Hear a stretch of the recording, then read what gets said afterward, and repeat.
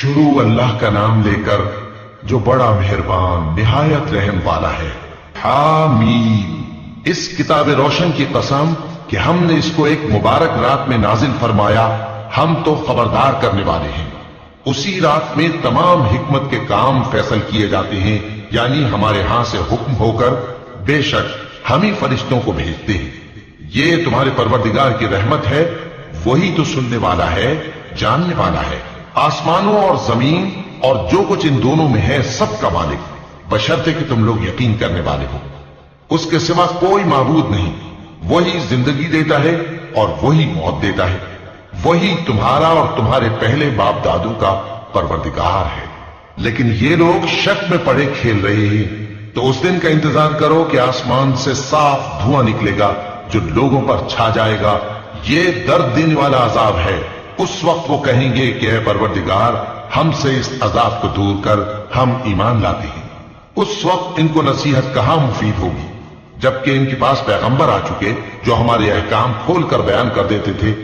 پھر انہوں نے ان سے منہ پھیر لیا اور کہنے لگے، یہ تو سکھایا پڑھایا ہوا ہے، دیوانہ ہے۔ ہم تو تھوڑے دن عذاب ٹال دیتے ہیں، مگر تم پھر کفر کرنے لگتے ہو۔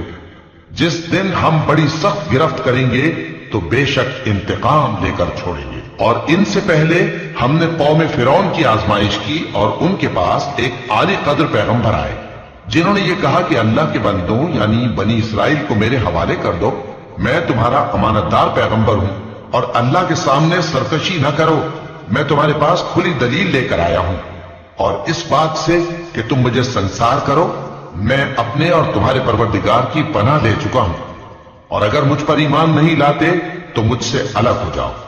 تب موسیٰ نے اپنے پروردگار سے دعا کی کہ یہ نافرمان لوگ ہیں۔ اللہ نے فرمایا کہ اچھا، میرے بندوں کو راتوں رات لے کر چلے جاؤ، اور فرعونی ضرور تمہارا تعاقب کریں گے، اور سمندر سے کہ ٹھہرا ہوا ہوگا پار ہو جانا، تمہارے بعد وہ پورا لشکر ڈبو دیا جائے گا۔ وہ لوگ بہت سے باغ اور چشمے چھوڑ گئے، اور کھیتیاں اور نفیس مکان اور آرام کی چیزیں جن میں وہ عیش کیا کرتے تھے۔ اسی طرح ہوا، اور ہم نے دوسرے لوگوں کو ان چیزوں کا مالک بنا دیا۔ پھر ان پر نہ تو آسمان اور زمین کو رونا آیا، اور نہ ان کو مہلت ہی دی گئی۔